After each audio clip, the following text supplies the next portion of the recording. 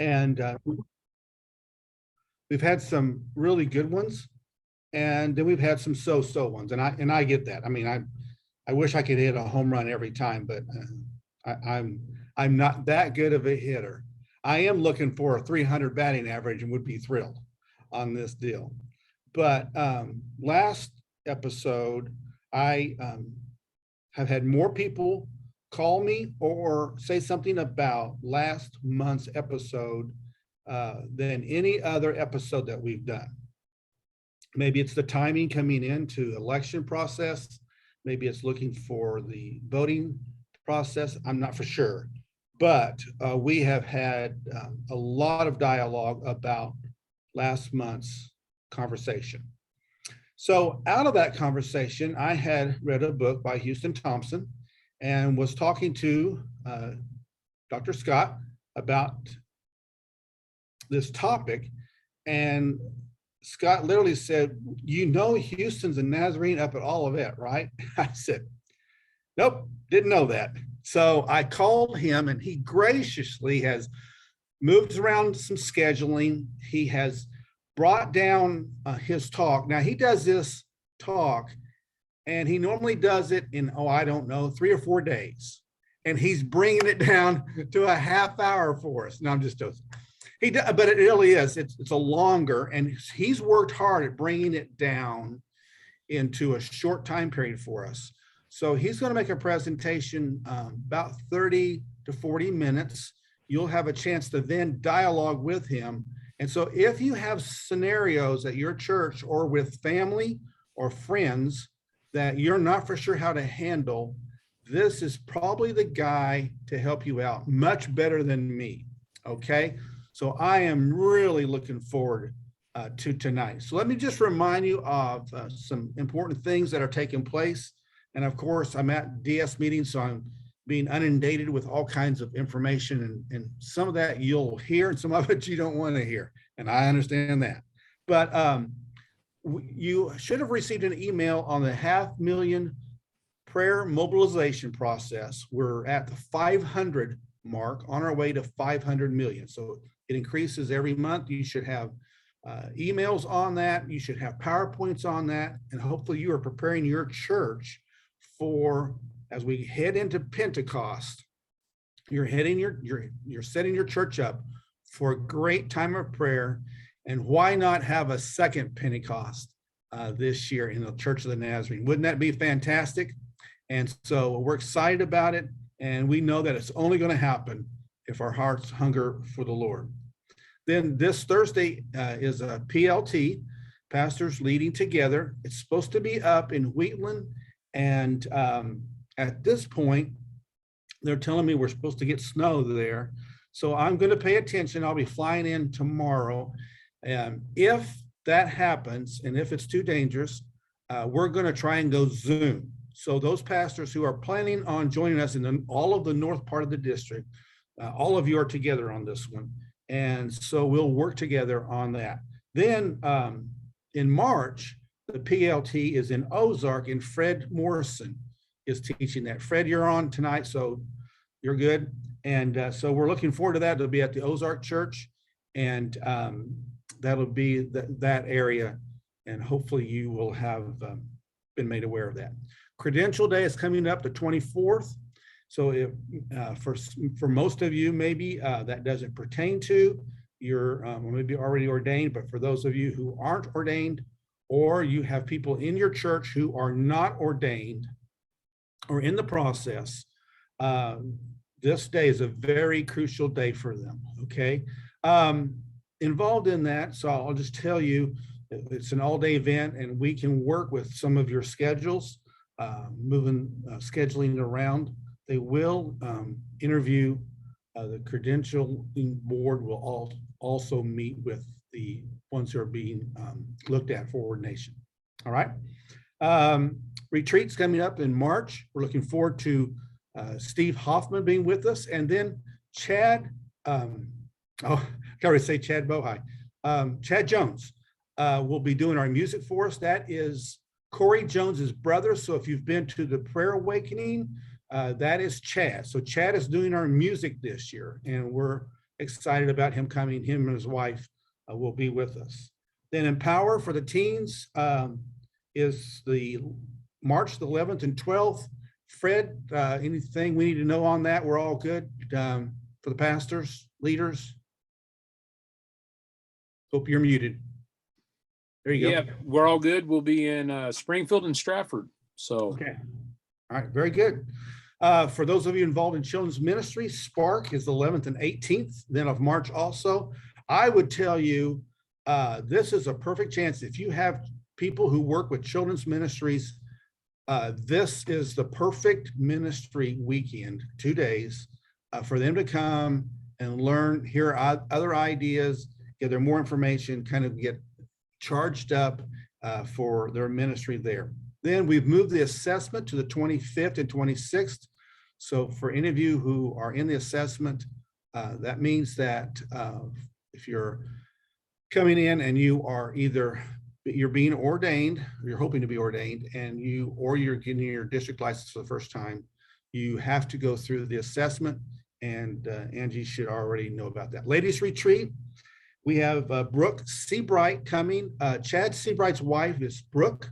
For those of you who know Jeremiah Bullock, that would be his sister-in-law. And Brooke will be coming to speak. And then Kathy Frizzell is coming. Some of you will know for years, the Frizzells traveled across our denomination. Ron Frizzell, they wrote music. They did church music, revivals, general church music, very well known. He had passed away from cancer. Kathy is coming to do our music, and it will be a great time for all of our ladies. Then Easter, we're hoping, and what I want to say about Easter is, I'm hoping that you are planning, the idea with Easter is, I hope that you will plan to do some kind of events before Easter that brings people in. So whether that's a friend day, or a bring one day, or bring a friend day, whatever you want to call it, for you to create a time frame to bring people in, because here's what you're after. You're after 3 consecutive Sundays. Okay, you're trying to create a habit. And so we're after 3 Sundays in a row. So if you can do something before Palm Sunday, and Easter, then you get a great chance at bringing them back following Easter. Then finally, the Holiness Partnership Conference is May 3rd, 4th, and 5th up at Kansas City First. And you have been invited as a district to do that. You have to fill out that information, send it in. They have to send you an invite. I think they're limited on size on that. And so you have to fill out your information. Okay. Then for those of you tonight who are here, we may do something different with this, but this is what I'm going to do tonight. So this is coming with a presentation inside of it that has flyers for the prayer mobilization, and then it also has a journal in it. And so I'm the district is going to buy, if you are on tonight and you're a pastor, okay, if you will email Angie tonight, we will buy as many of those packets as you want at your church. Okay, that's a really good deal in case you're wondering. All right, so if you email her and you're on tonight, we will send you as many as you want for your church, and we hope you'll take advantage of that. Okay, you have to email Angie tonight to let her know that.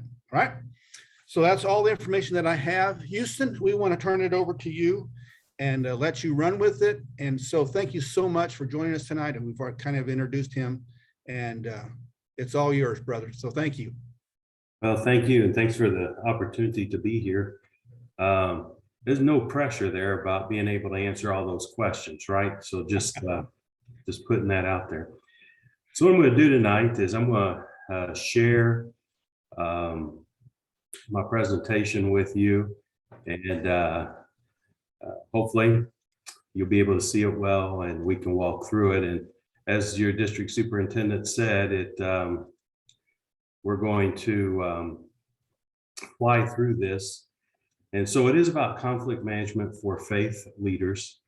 And also, as your DS said, I'm at Olivet Nazarene University into about my 17th year. I spent 18 years as a pastor in the Church of the Nazarene, was bivocational most of that, and then had the opportunity to be the executive director of a faith-based social service agency, much like a compassionate ministry center, until Olivet called me and asked me to come up here. And I've had several roles up here through the years, and currently am serving as the director of foundation operations and working with some grants. But most of my time was on the academic side as a faculty member, department chair, dean, associate vice president for academic affairs. And this idea came about a few years ago when some Nazarene folks got together and was working on a book called Foundations of Church Administration, and asked me to write a chapter on conflict management. And once I did that, was asked by the publishing house to turn it into a full book. So what I'm going to give you today comes from this book, Conflict Management for Faith Leaders, and it is available from the Foundry Publishing and a few other sources. And we're going to do a real high flyover of this book. And so normally I would spend 2 to 4 hours presenting on this, or longer. And I'm going to condense it down to about 30 minutes. So if you have questions, if you will, save them to the end. We're going to have a time for Q&A, and I'll just fly through this and hopefully it will make sense. So this is our agenda. I'm going to talk about conflict management. I'm going to share with you 1 absolute, 3 factors, 6 choices, 4 truths. So 1 absolute, 3 factors, 6 choices, 4 truths. Do you ever have one of these Sunday mornings? You're on your way to church and things are just going absolutely crazy. For the love of God and all that is holy, will you 3 stop fighting? We're on our way to God's house to worship, so don't make me come back there. 10 minutes late, kids are fighting, parents are fuming, and it's the time-honored drive to church.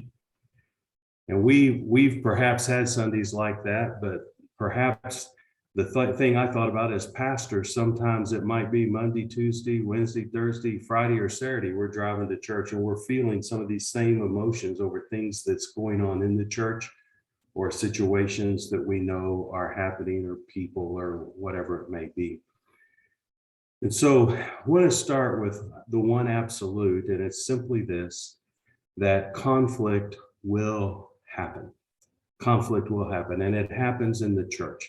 Sometimes we think because we are a Christian organization, we're a church, that we won't have conflict. And in reality, there's going to be conflict in the church. And there's a lot of reasons why. And it can be as direct as a hostile agreement between 2 people or more. And it can be as indirect as a single miscommunication.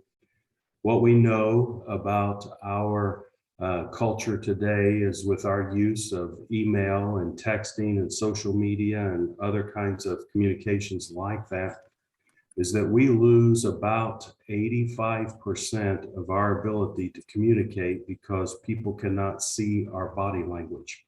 So about 85% of our communication comes through body language, and about 7 or 8% through what we say, and about 7 or 8% through our inflection. And we lose about 85% of what we're trying to say. And so it can create a problem. Well, as a pastor, we may not be directly involved in the situation, but the problem is, by virtue of our position, it's probable that we're going to get drawn into it. And we may become the central figure in helping to manage or resolve conflict. And so the bottom line is, conflict is going to happen. So there are 3 factors that we have to consider when we do this. And that is that what we call the ecological perspective, the systems thinking, and a strengths-based perspective. And so these ideas come out of organizational leadership. They come out of some of the soft sciences like social work and psychology and counseling, and those kinds of things. And the ecological perspective basically helps us understand what is going on, or at least attempt to understand what's going on. So as you know, ecology is the study of relationships between organisms. And when you look at conflict, typically there's not just one thing that's causing it. There's a whole lot of things that go into it. And so in the ecological perspective, we have to think about the history that may be behind what's going on. So are there events, relationships, issues, or something else that's happened in the past that would have a bearing on the present conflict? So for example, the very first church I pastored, we struggled getting people in the community to look at us credibly. And after I'd been there a while, I learned that if I talked to them long enough, I would start to hear the same story. And it was the Sunday morning that after church, the pastor and the youth pastor got in a fist fight on the front lawn of the church. And I heard that story repeatedly in our community. And it was hard for us to manage credibility there. And so there's things that happen in our history that may have a bearing on the conflict that we're experiencing. Environment, what's happening in the organization, what's happening in the community. It might be crisis, the economy, politics, a movement, or something else that's taking place. One community where I served, there was a lot of discussion about a riverboat casino coming to the community. And the community was truly divided, with the faith-based community primarily on one side of that issue. And it was creating a lot of conflict with people who disagreed with that. And so you have to think about those kinds of things. And then culture, what traditions, customs, values, norms, problem-solving skills do people bring to the situation that may have a bearing on how they see it, and particularly how they try to resolve it. And so when we're thinking about the ecological perspective, we're thinking about what's happened historically, what's happening around us, and what is just part of that underlying piece of who we are, and how is all of this impacting the situation. And if we had more time, we'd go into a lot more detail, but it's the idea of really trying to assess what's going on by looking at what's going on around the situation. The second idea is systems thinking. And system thinking essentially means that we're thinking about the whole. And we realize that everything is connected. So if we were in manufacturing, we would be thinking about the inputs going into our manufacturing facility, because that's going to impact the outputs. And when we think about the church, when we think about conflict, when we think about trying to manage that conflict, whatever we do is probably going to have a ripple effect, and it's going to touch many other things. So if we deal with a person about a situation, before the week's over, we're probably going to hear about 10 other people who heard about it and were impacted by it in one way or another. Rarely, very rarely, does conflict begin and end with a single stimulus, but generally there are multiple things at play. So there's typically this historical or environmental or cultural piece that's influencing it. And then you realize that it kind of ripples through our church. And so it's not typically just one little bitty thing that we can lay hold of and solve. It's much larger than that. And so we have to think about how it impacts the whole system.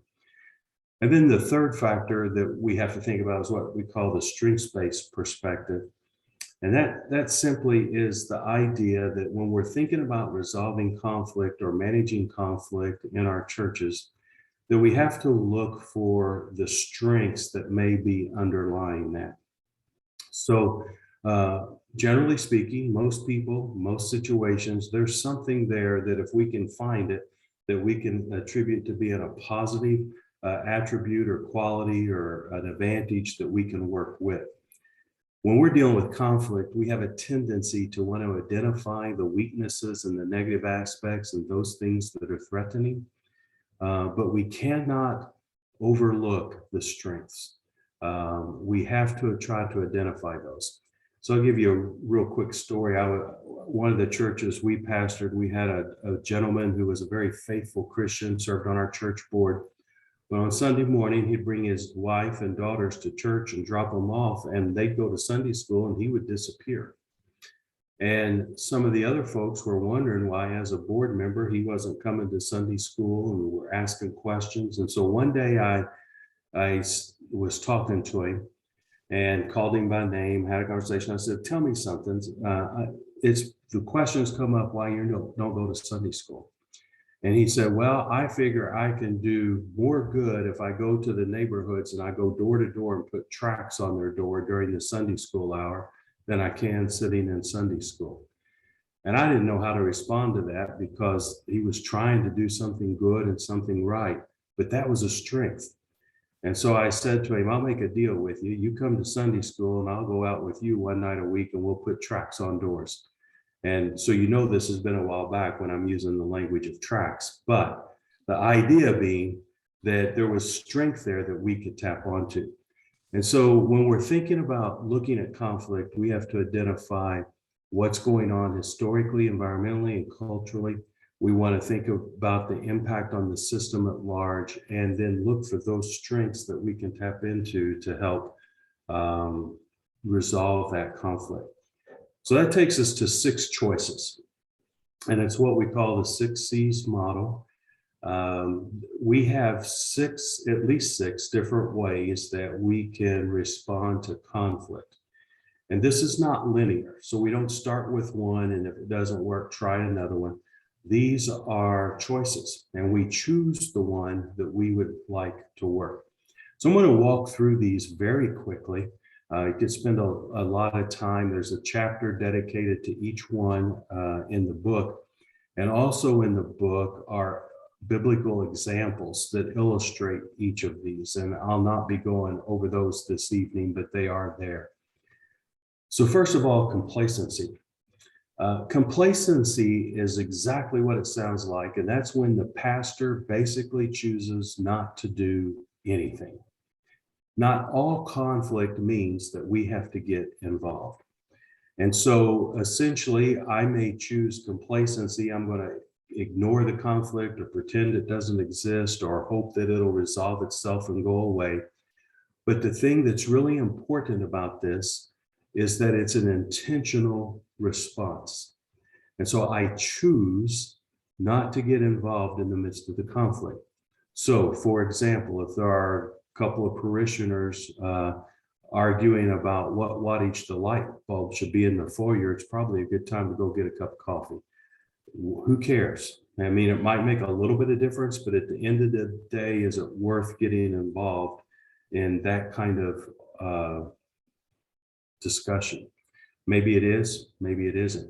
But being intentional about not getting involved protects us, and it keeps us out of the mix of what's going on. But the important warning for us is that it should never be a cop-out. We should never, ever choose to be complacent regarding conflict just because we don't want to deal with the conflict. And unfortunately, we see many leaders in our society today who refuse to deal with conflict just because they don't want to get involved. And that's not appropriate, but it is appropriate when it's an intentional response. So complacency, choosing not to get involved. A second choice that we have is confrontation, and this is often what we see, but it's essentially confronting the conflict head on. And it's kind of like using our authority as a pastor or leader to intervene and start to make decisions and do something. So kind of imagine like saying to your kids, because I said so. Or my dad used to say to me, if you're going to live in my house, you're going to listen to what I tell you. And those kinds of things. It's using authority to deal with the situation. But for us, it's a very risky, it's a very challenging, and at times threatening way to approach conflict, because we get directly involved in it. And when we get involved, it aligns us with one side of the issue. So when we step in and we try to deal with it and say, do this, do that, we're going to do that, or whatever, we're clearly aligning ourselves with one side of the issue, which then diminishes the influence we have with those who are on the other side of the issue. There are times when we choose confrontation and it's very appropriate. But we need to know that it's a very risky choice. A third choice is communication, and this is what many of us have been taught on. It's just simply conflict mediation. And so it's the idea that we get the people involved in the conflicted situation together, and with active and empathic listening, we try to get people talking, and we get them sharing, and we try to get them thinking through what's going on and try to resolve the conflict. If this is successful, and it isn't always successful, but if it is, people find it kind of empowering because they can be open, they can be honest without being judged. They can take responsibility for their role in it, as well as possibly learn some new problem-solving skills and new skills to deal with things in the future.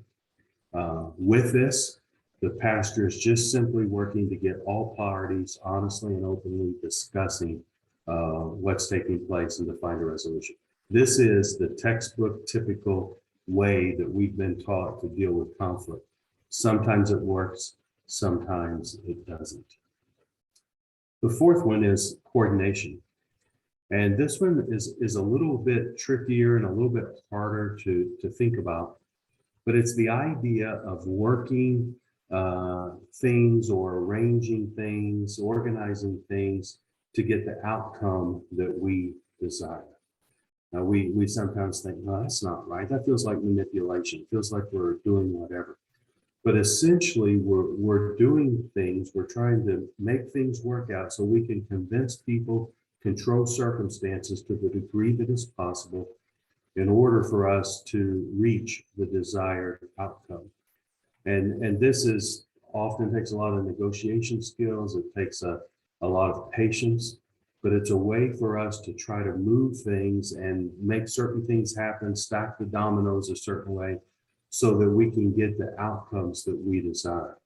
Typically, our views are made known. So once again, people know where we stand on the issue, which could diminish our influence with others, but it's a lot less threatening and a lot less risky than the confrontation piece that we looked at.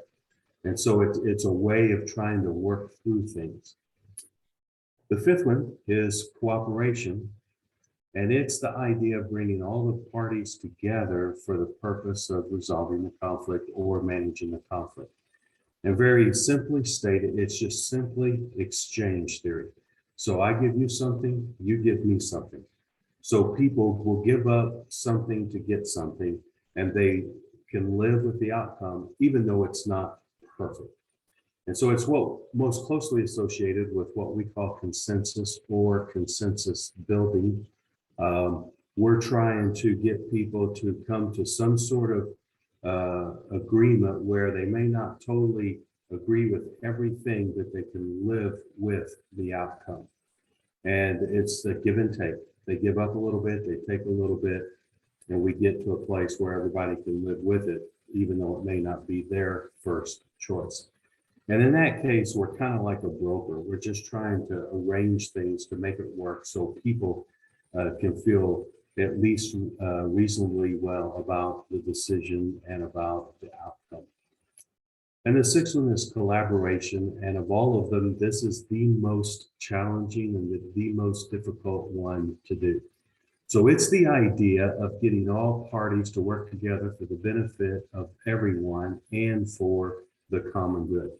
So Stephen Covey talked about the idea that we can create a lose-lose, a lose-win, a win-lose, and a win-win kind of scenario.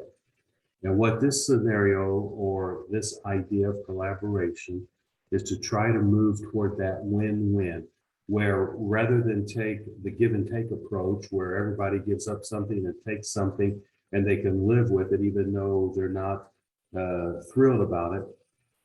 This one tries to move to a place where everybody feels like they won and everybody's excited about the outcome that was achieved. And so it's a great way to get where you want to go, but it's a very challenging thing to make it happen. And it no doubt is the hardest, but it probably pays the greatest rewards. So those are the 6 choices that we have. And again, they're not linear. We choose which one we need to use. And sometimes we may use more than one in a given situation. So I thought maybe I could illustrate it quickly before I share with you the 4 truths.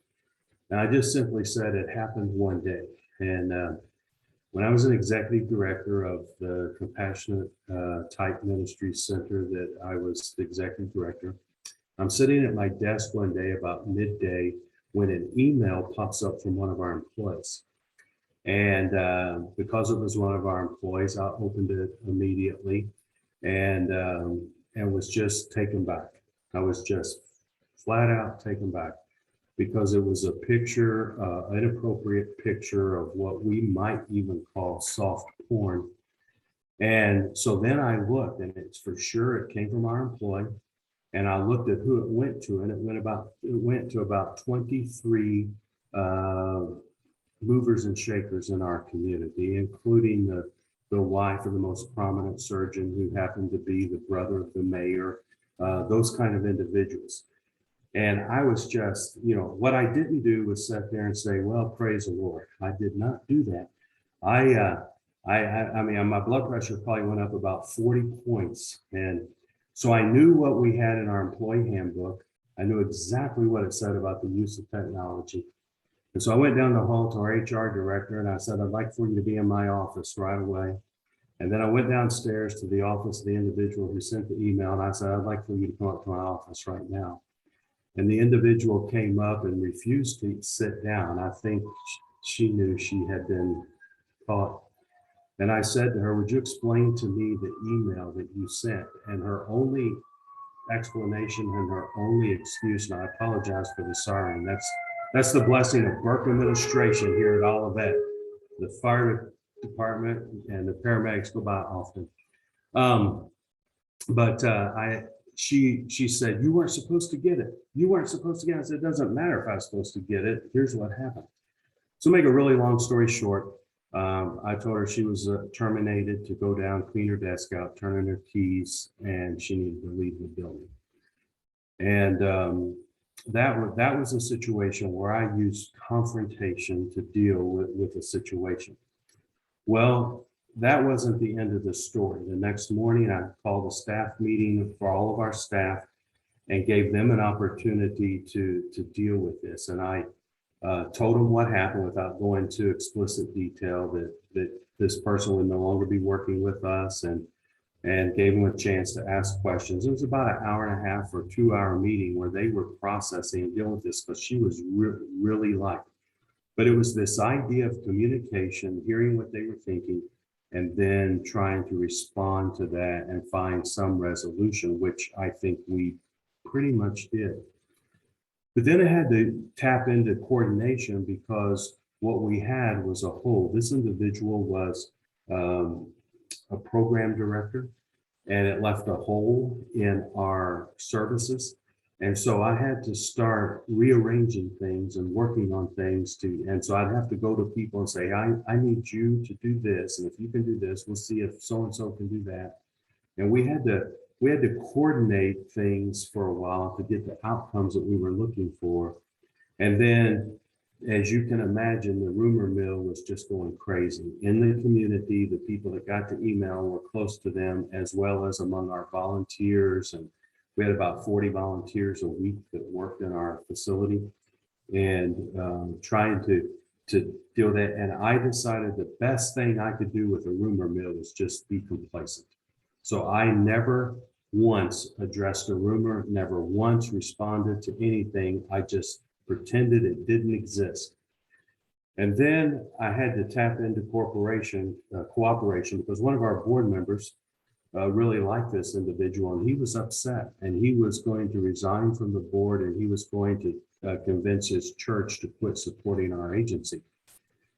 And I knew I needed to talk to him, and this happened about the time that Hurricane Katrina hit, and our community was receiving, they called them refugees, receiving people from the New Orleans area And we had set up a staging center in the Salvation Army Fellowship area where the Red Cross, about 20, 30 other agencies were there in the schools, and we were trying to help these families get into our community and get set up. And he was there volunteering for the Red Cross, and I went to him, and he was sitting in a chair, and I just kind of knelt down beside him, and I said, I know you've got a lot of questions and you have a lot of hurt. And I said, I wish I could tell you what's going on, but I can't. And so what I'm going to ask of you is to just give me the benefit of the doubt and trust me. And I'm going to do everything I can to show you that we made the right decision. And it was kind of that give and take. And he agreed to that, and he went on to faithfully serve, and his church continued to faithfully serve. So one situation where I used 5 of the 6 different pieces to deal with different elements of it. Every situation is different. May not ever have to use that many again. You never know, but it's an idea, hopefully to give you an idea of how that works. So let me hit 4 truths real quick and we'll wrap it up. 4 things: you want to calculate the risk, use common sense, set the example, and respond ethically. So I think about it as a risk pyramid. At the bottom and the larger area are things that are non-negotiable and non-consequential. The wattage of the light bulb in the foyer probably falls into that category. If a couple of board members came in and said they wanted to change the mission, or they wanted to rewrite the doctrine for the Church of the Nazarene, that's probably a non-negotiable or awfully close to it. And somewhere in the middle, we may have board members that would come along and say, you know, we need to change our service time. And maybe it's doable, but it comes with a lot of risk and it comes with a lot of challenge. And so that's not a non-negotiable, non-consequential, but it may be something that is not truly non-negotiable. And so depending on where our decisions fall in this risk pyramid, may determine the type or the choice of conflict resolution that we may choose to use. If it's in the not negotiable and non-consequential, complacency and maybe trying to get people to talk about it using communication, maybe taking the time to do the coordination, those kinds of things are very appropriate. If it's in the non-negotiable, sometimes we have to deal with it in different ways, hopefully not confrontation so much, but we have to deal with it in different ways. And so you think about the risk that's involved in what you're doing. Think about common sense. Don't take everything personally, because most of the time it's not a personal attack. But as we said early, by virtue of our position, we often get brought into it. And I know as a pastor, I often carried a lot of things personally that really wasn't personal, but it just felt like it because it was the church and I was the pastor. But most things are not personal. And so we should not take everything personally. And then we don't let everything get to us. My first district superintendent said to me periodically, develop rhinoceros skin. And if you know anything about rhinoceros, they have very thick skin that's hard to penetrate. And he would say, just develop rhinoceros skin. It was easier said than done, but he had a good point behind it. Just don't let everything get to you. And then choose carefully the battles in which you're going to engage. Not everything warrants us getting involved, and we have to choose those things carefully. And then our example. People will remember how something was handled more than they'll remember what the issue was or how it turned out. So you're in board meeting and things kind of go sideways and you jump up and yell and shake your arms and look for exaggeration. Let's say you jump up on the table and stomp your feet, throw your coffee cup at the window. 2 or 3 years down the road, people will be talking about the night the pastor threw a fit in board meeting. They probably won't even remember what the conversation was about. They'll just remember that you did it, if you're still there anyway. And then they'll be talking about you anyway. But so you have to think about how we handle situations. And in my opinion, I think there's at least 3 criteria for thinking about a response in conflict management. It has to be biblically sound. And as I said, there are some examples in the book that come straight from Scripture. We have to maintain our integrity. We can never compromise our integrity. And we must demonstrate a Christian spirit all the time. And so when we're dealing with conflict, those three things have to be at the front of our minds and whatever we choose to do. And then the fourth truth is this, an ethical response. Lieberman, who wrote some work on conflict management and peaceful resolution, said a person makes a decision with one or more of the following motivations: what feels good, what makes a person look good, and what is good or right. And when we make decisions based on our feelings or how it's going to appear, it really usurps the whole purpose of conflict management. But if we make a decision on what is good and what is right, and we follow that biblical perspective, we keep it integrity in it, we demonstrate a Christian spirit, we can do what we need to do to resolve conflict. So I have one final thought, and it's simply this, that conflict management is the art of understanding the dynamics of conflict. I don't think we can manage it until we understand it. And then to be able to assess it, identify the opportunity in it, and knowing how and when to appropriately intervene. And so with that, I'll turn it back over to your district superintendent, and we can go to questions. All right, so if we want to go back to, if you want to release that screen, Houston, you can go back to the Okay. screen, All right. and people can see the dialogue there. So any questions that you would have that you can, you have to either you unmute yourself, and then Angie may have to unmute you also, but are there questions that you might have? Dr. Thompson, could you put on the slide that was the 4 truths all on the one slide? That one? Yes, thank you. You're welcome.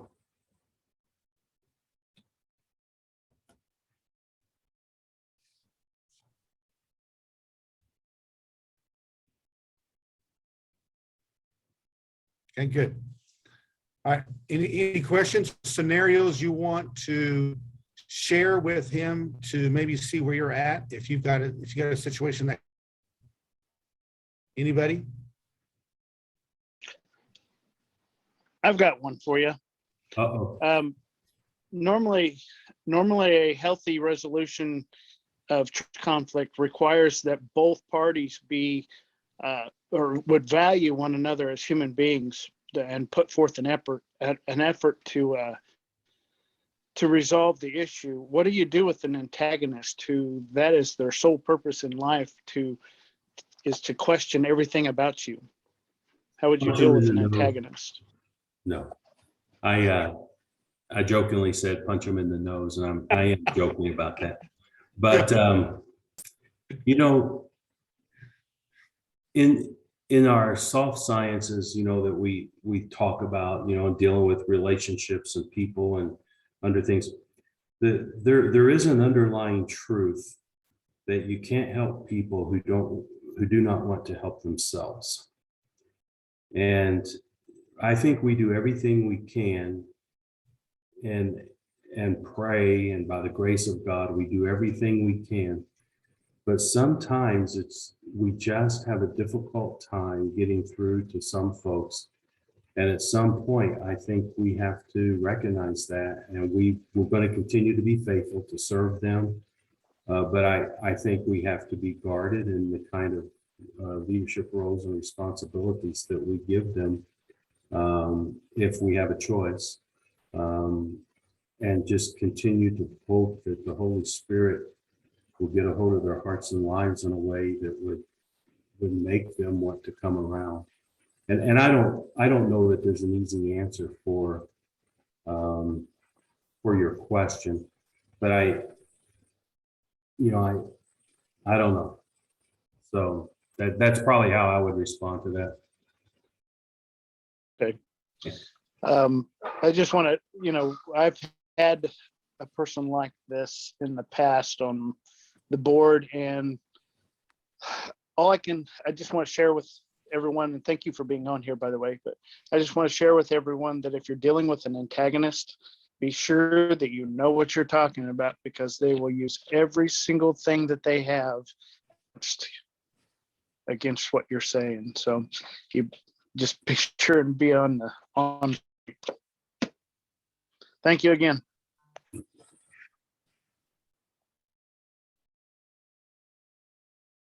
All right, good. Others? Real quick? Other Yeah, one question? of the things that, I don't know if it's, the question is so much a takeaway is that conflict can actually be an opportunity to grow. And I think a lot of times people have things that are just pent up and bound up, and they just let it fester. And so the initial explosion, if you will, is a lot more heated than it needs to be.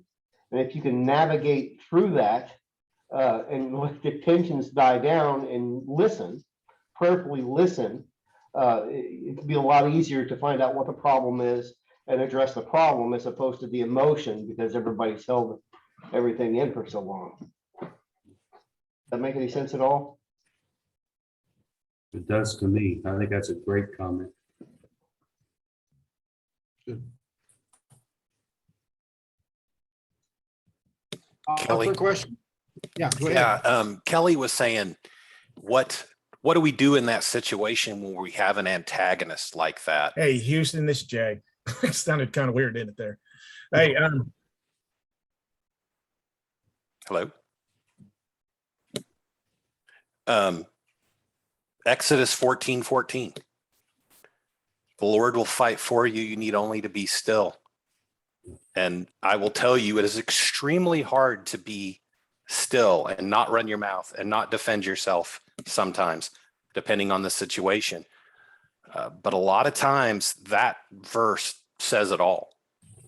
Be still and let the Lord fight your battle. And I've been there, I've done that. And it is incredible when you step back and you let him lead and you let him fight.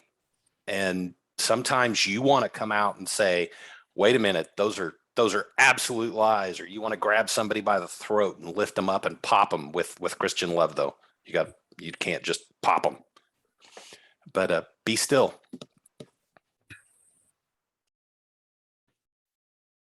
All right, very good. I don't, who was that by any chance? Somebody? yeah, that was me. Hey, Jay? yes, sir. Yes. Okay. Houston, I just got a question, with the with society and everything about drinking and the relaxed atmosphere of it. How do you handle say board members that are posting pictures and there's alcohol within the frame of the picture? How would you go about handling a situation like that? That's tough. I personally, and I don't know if this would be absolutely right, but I personally would have a conversation with the individual and ask them to just tell me about it, tell what was going on, before I would want to assume they were drinking or were guilty. I would want to give them an opportunity to explain it. And I actually had a situation just like that when I was a dean. I had a faculty member who posted a party of a birthday party of a large family, and it was cultural. I mean, it was a cultural thing. So when we talk about doing an ecological perspective and thinking about the culture, this was a cultural thing. And there were pictures of alcohol, and we had to ask that faculty member to tell us about that. And he was able to explain that. But there are times when people will say, well, yeah, I drink, and then I think we have to deal with it in the context of who we are as a church. And, it's people who are part of our church, agree to be a part of our church. We need to stay true to who we are too. Thank you. Appreciate it.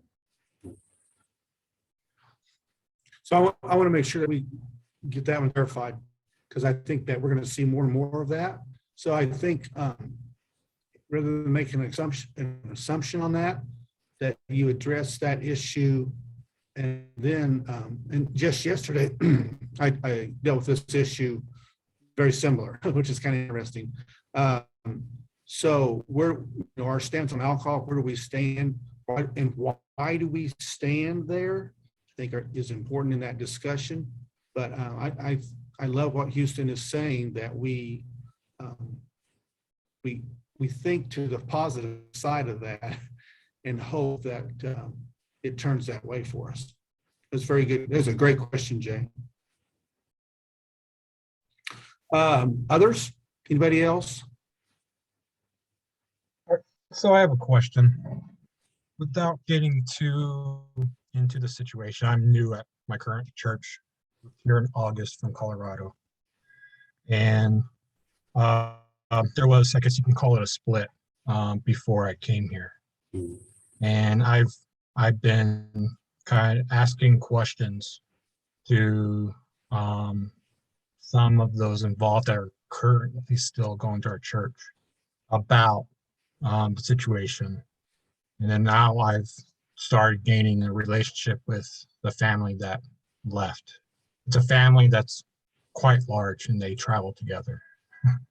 And they're involved with another church, and so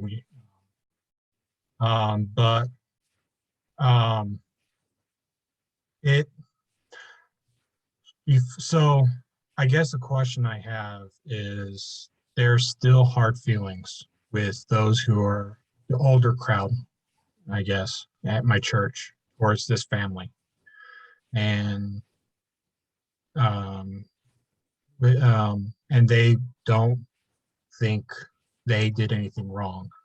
Those who are still currently going to my church, in talking to those who are still going to the church, I think both parties were at fault for things. And I've sort of just kind of ignored it, and hoping that, I guess, God can kind of tug at their hearts. However, there's been things said publicly in the building that I'm afraid if I keep ignoring it, something bigger will happen. So should I guess the question is that kind of a situation, should I continue just let it be? It's not necessarily people are talking amongst friends, or should I approach it's a couple, it's a husband and wife that seems to be doing it. And keep in mind, I've approached this husband and wife before about something else, and they don't really listen well. So I don't know how they would take it. I hope I explained it well. And I'm not sure I would have great advice for you, but what comes to my mind initially is, as a pastor, we have the responsibility to be faithful in our preaching the word and in our living out the word, and then hopefully modeling that for people.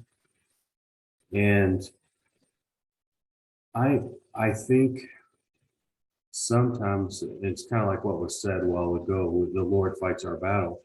I think sometimes we have to pray that through our preaching and our leadership and our modeling, that people see a depth of the character of Christ and a holiness in us that convicts them on those kinds of things, and makes them want to come around. If it's a situation where they're continuously causing problems, then there's the potential there that it might have to be addressed.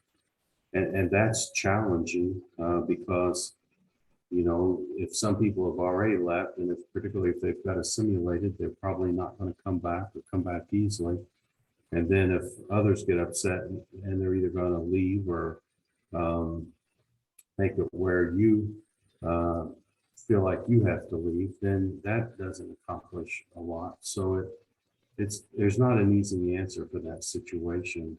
I wish I could tell you. I wish I had a better answer for you, but I really don't. I just, every situation is different. I can tell you that in one church I pastored, I had a gentleman, sounds like kind of like the guy you're describing, that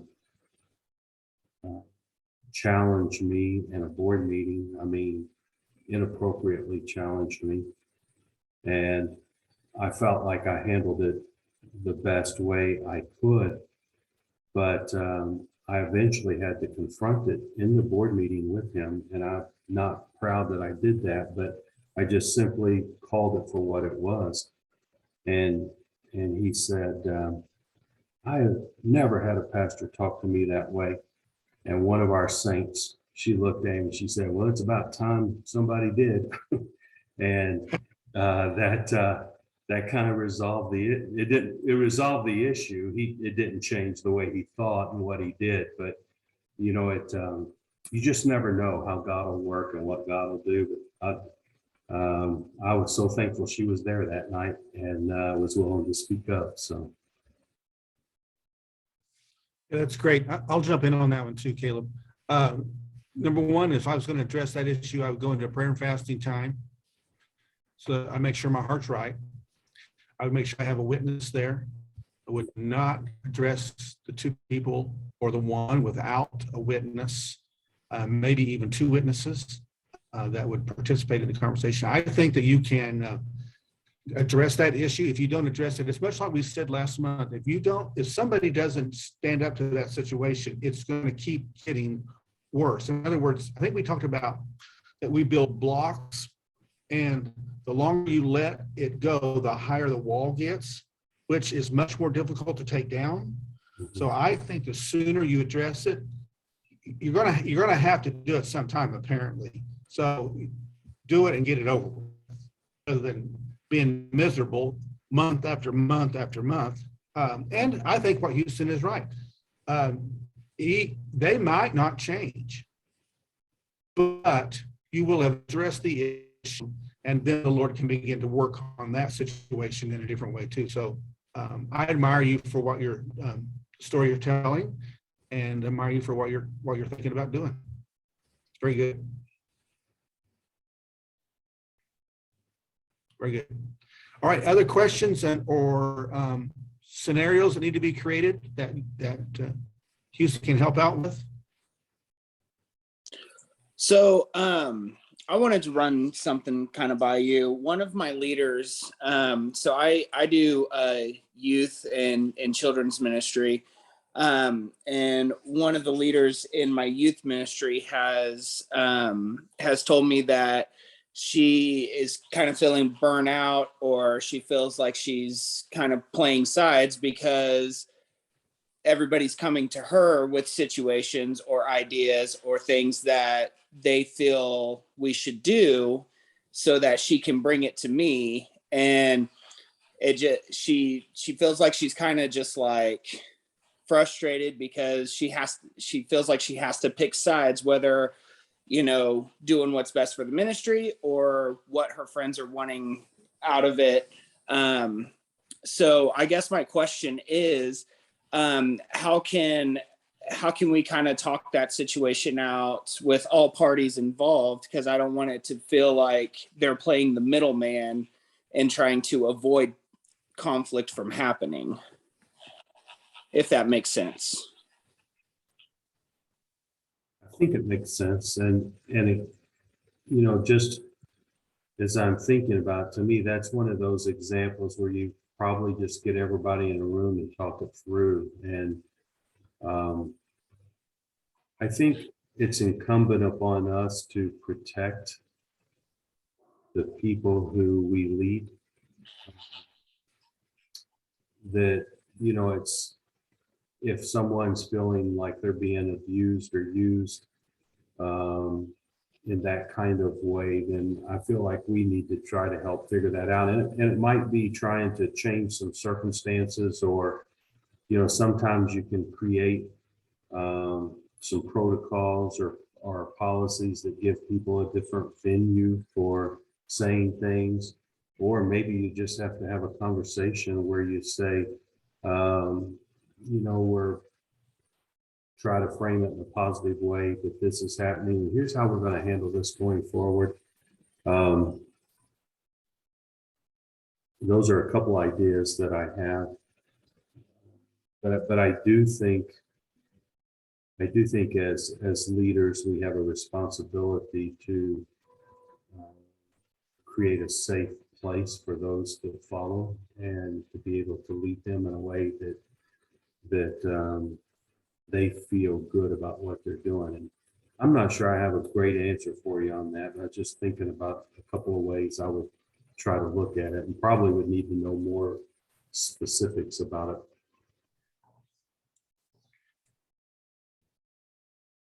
Caleb, does that help you at all, or does that? Yeah, that does help a lot. Thank you.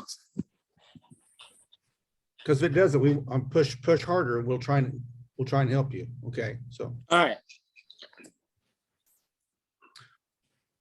All right, anybody else questions or scenarios that you want to give Houston tonight? Yeah, I just wanted to say, one of the things that I had to do to grow is my treasurer asked me a question for somebody else on the board who didn't feel like they could ask me.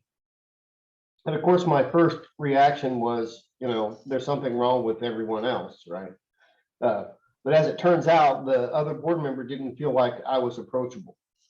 And so I had to sit down and have a talk with him and to clarify and to make myself available and to humble myself and apologize for the vibe that I was putting off, that I wasn't approachable somehow.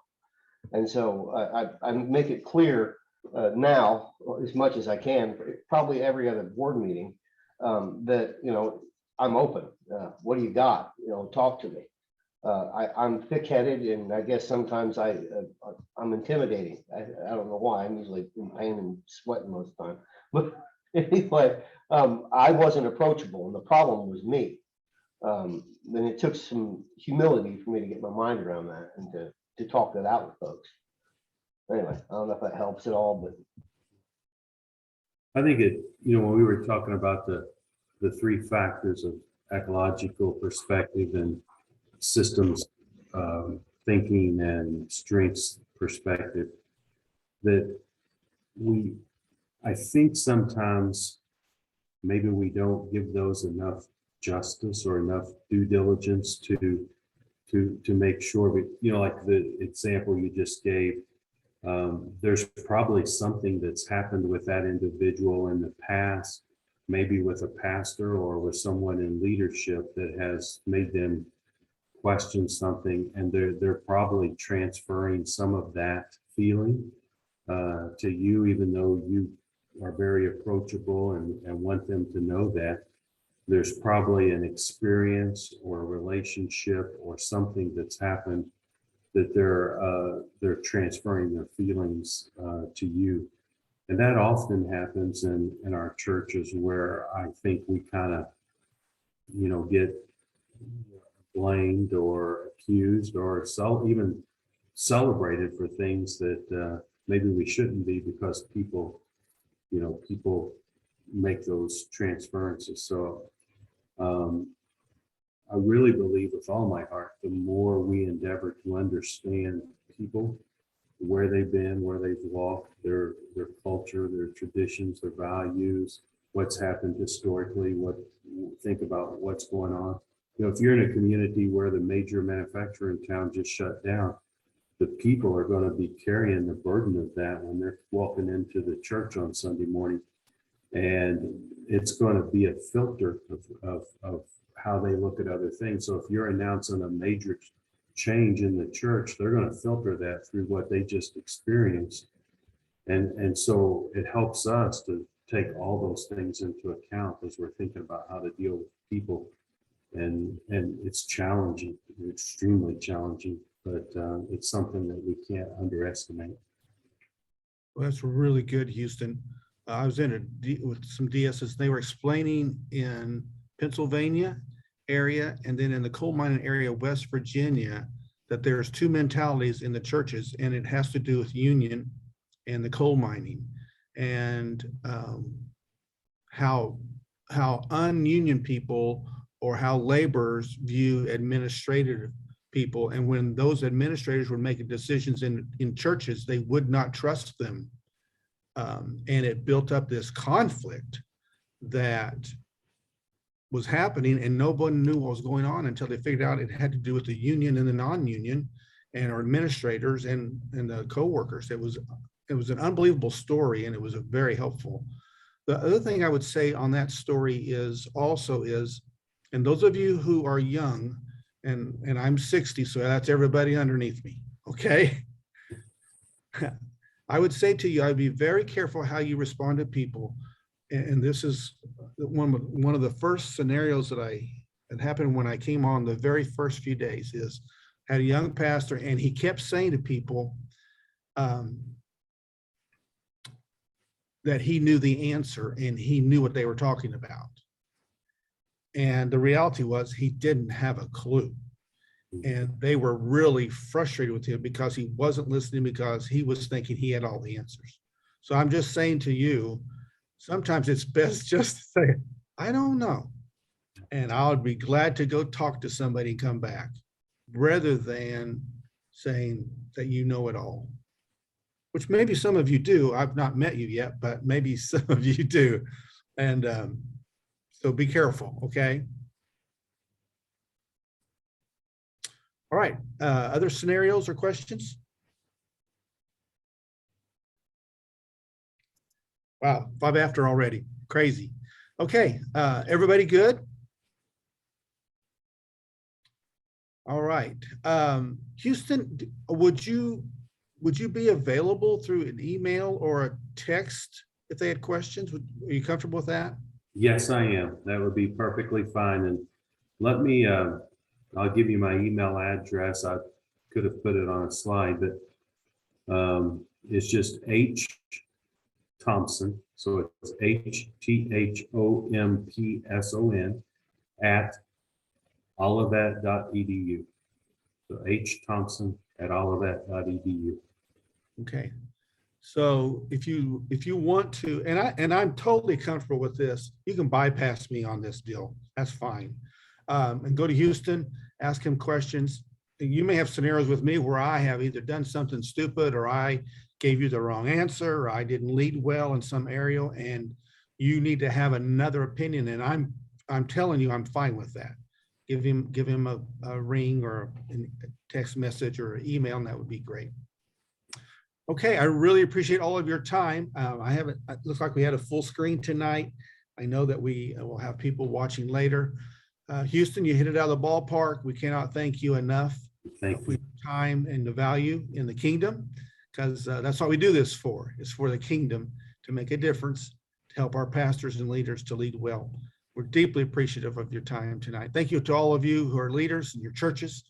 May God bless you and help you in the most difficult situations and circumstances.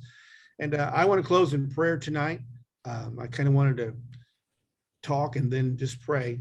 So I'm going to ask God to help us in our difficult times and to give us wisdom that we don't possess, okay, in those two areas. So Jesus, we love you tonight. We thank you that you can help us in situations that are beyond us, that we don't understand, nor do we comprehend. And so I pray, Father, that you'll bless all who are listening and participating, that you'd give them wisdom beyond their years, beyond their own abilities. And Father, I pray that you'll go ahead of them in these difficult times, that you would smooth out the road, that you'll give them wisdom and what to say and how they do it. I ask, Father, that you'd bless them as they do that and use them to your glory. We thank you for Houston. I pray tonight that you just give him a little extra dose of love tonight. Before he lays his dead head on the pillow, may he just sense that it was good to be a servant of the King tonight. And then, Father, I pray you'll help me. I need your help. and this group of pastors and leaders, they know I need your help. And so I pray that you would help me to help them as we lead people to know Jesus Christ, as we advance the call of the gospel of Christ in our district. So may these days be good days as we do our best to follow you. In Christ's name we pray. Amen. Amen. All right. Thank you, everybody. You guys all take care of yourselves and have a wonderful night. Houston, we are greatly indebted for your time tonight. Thank you very much. Thank you. It's my honor. So thank you. All right. Thank you. Good night, everybody.